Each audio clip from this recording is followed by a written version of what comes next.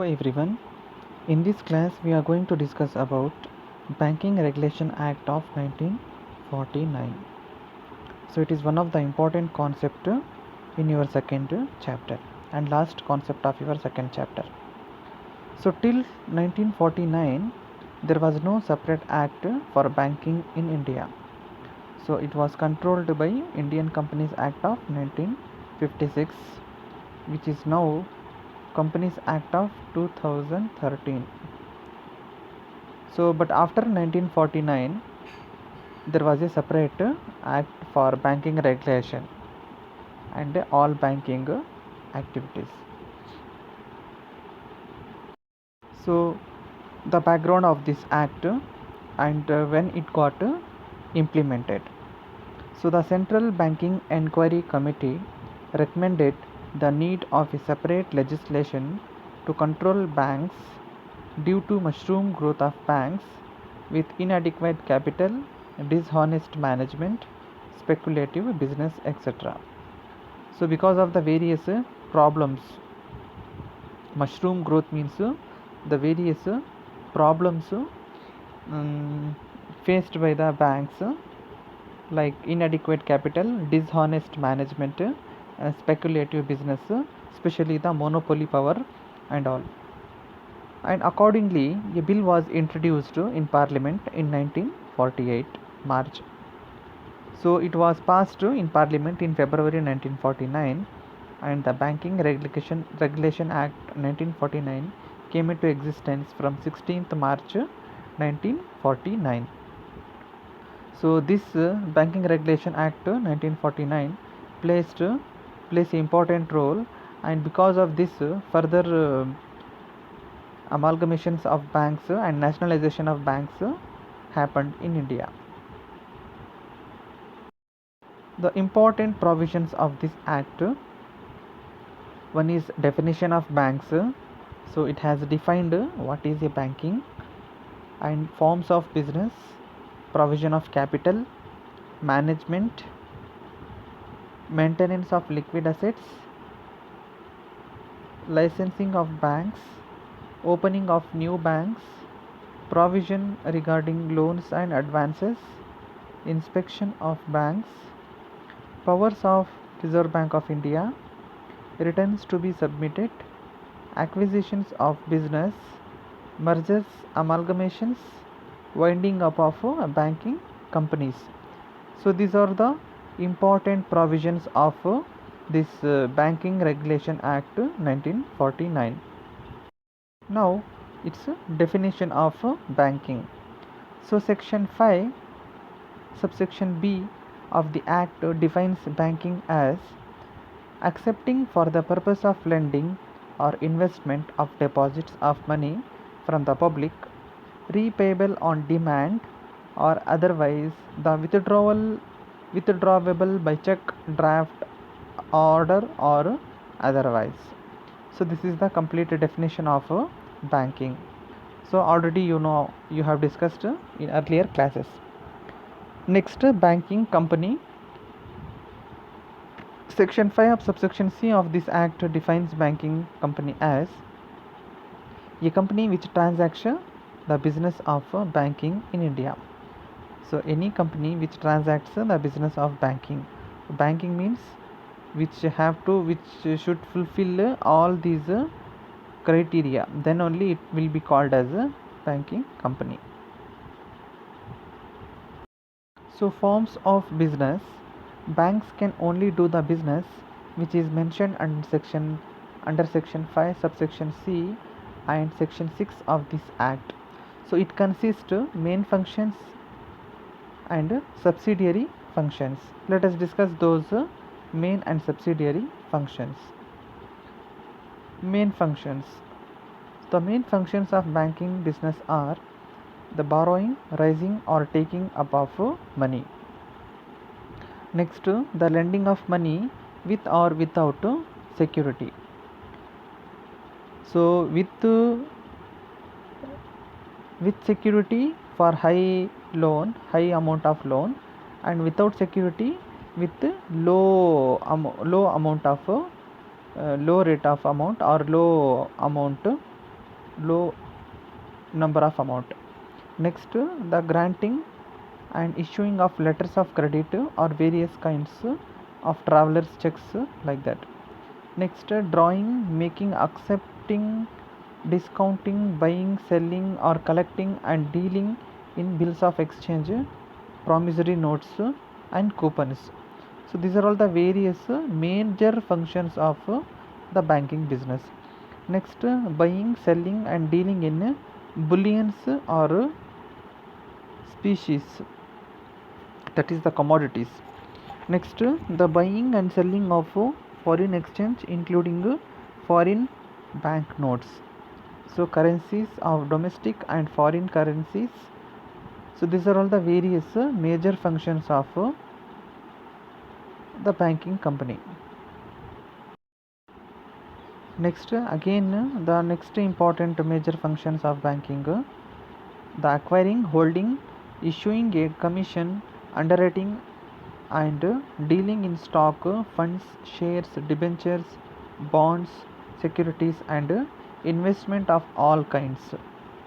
So these are all the various transactions or functions, major functions of a banking company. So they will acquire, hold, issue on commission, underwrite and dealing in stock, funds, shares, debentures, bonds, securities and investment of all kinds. Next, the purchasing and selling of bonds, scripts and other forms of securities on behalf of constituent or others. So banks will purchase and sell the bonds and scripts, the important papers and other forms of the securities. Next, the negotiation of loans and advances. So loans and advances negotiation also will happen through this act. So no need to explain every concept of the whatever we are discussing here, because already you know the definitions and meaning of these concepts in your banking law and practice subject. So in this chapter, just the major functions and subsidiary functions we have to explain. That's why I am skipping with these definitions and meaning of every concept. Next, the receiving of all kinds of loans, scripts or valuables or deposit or for safe custody or otherwise. So receiving as well as safe custody of all these deposits is also the major function. Next, to provide safety for all the deposits, and the collecting and transmission of money and securities, transmission as well as collecting, it is also one of the important major functions of a banking company.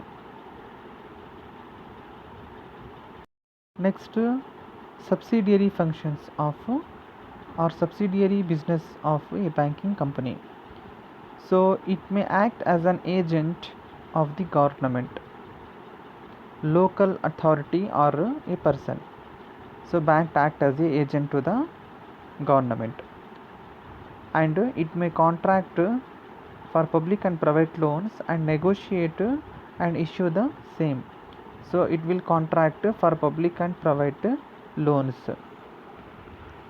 So public and private loans, the contract is a subsidiary function, and affecting, ensuring, guaranteeing, underwriting and participating in managing and carrying out of any issue, public or private.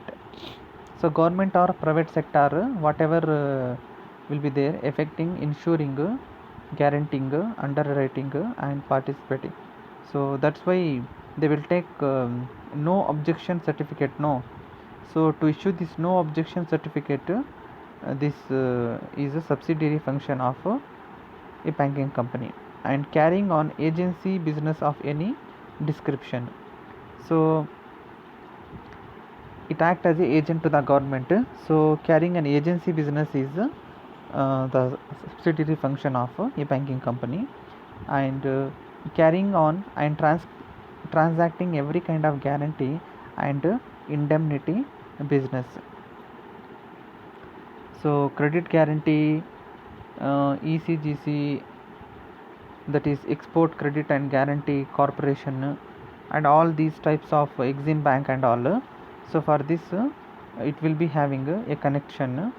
That's why it is going to carry the transactions of every kind of guarantee and indemnity business, like Exim Bank and EC and GC corporations. So next, managing, selling and realizing any property which may come into its possession in satisfaction of any of its claims. So it also manages and sells and also realizes as any property which may come into its possession. So possession means the ownership. Next, it may acquire, hold and deal with any property or any right or title or interest in any such property which may form the security for any loan or advance. So loan ತಗೊಳ್ಳೋಕ್ಕೆ ನೀವು ಏನು pledge ಮಾಡ್ತೀರಾ, ಸೆಕ್ಯೂರಿಟಿಯಾಗಿ ಕೊಟ್ಟಿರ್ತೀರಾ, ಅದು ವಶ ಪಡ್ಕೊಳ್ಳೋಕ್ಕೆ, ಆ ಪ್ರಾಪರ್ಟಿನ ಪಡ್ಕೊಳ್ಳೋಕ್ಕೆ, ಆ title ಮತ್ತು ಆ ಓನರ್ಶಿಪ್ ಪಡ್ಕೊಳ್ಳೋಕ್ಕೆ ಅವರು ರೆಡಿ ಇರ್ತಾರೆ ಅಂತ. They are eligible for acquiring the property if loan is unpaid in such circumstances. Next, it may undertake and execute trusts. So banking companies also undertake and execute certain trusts, and it can undertake the administration of estates as executor, trustee or otherwise. So executors ಮತ್ತು trustee ಅಂತ ಒಂದು ಇದು administration ನಡೆಸಬಹುದು. Next, it may establish, support and aid associations, institutions, funds, trusts, etc. for the benefits of its present and past employees, and may grant money for charitable purposes. So ಇದು help ಮಾಡೋಕ್ಕೆ ಅಸೋಸಿಯೇಷನ್ಸ್ಗೆ, ಇನ್ಸ್ಟಿಟ್ಯೂಷನ್ಸ್ಗೆಲ್ಲ funds ಕೊಡುತ್ತೆ, ಟ್ರಸ್ಟ್ಸ್ಗೆ help ಮಾಡುತ್ತೆ, ಮತ್ತು ಒಂದು charitable purpose ಆಗಿ ಇದು help ಮಾಡುತ್ತೆ. ನೀವು ನೋಡಬಹುದು ಗೌರ್ಮೆಂಟ್ ಅಂಡರ್ಟೇಕಿಂಗ್ಸ್ ಮತ್ತು ಗೌರ್ಮೆಂಟ್ ಪ್ರಾಜೆಕ್ಟ್ಸ್, ಪ್ರೋಗ್ರಾಮ್ಸ್ಗೆ ಎಲ್ಲ ಬ್ಯಾಂಕ್ಸ್ ಅವರೆಲ್ಲ ಎಷ್ಟು ಸಹಾಯಧನ ಕೊಡ್ತಾರೆ ಅಂತ. ಮತ್ತು it may acquire, construct and maintain any building of its own purpose. So banking companies can also construct and maintain buildings for their own purposes.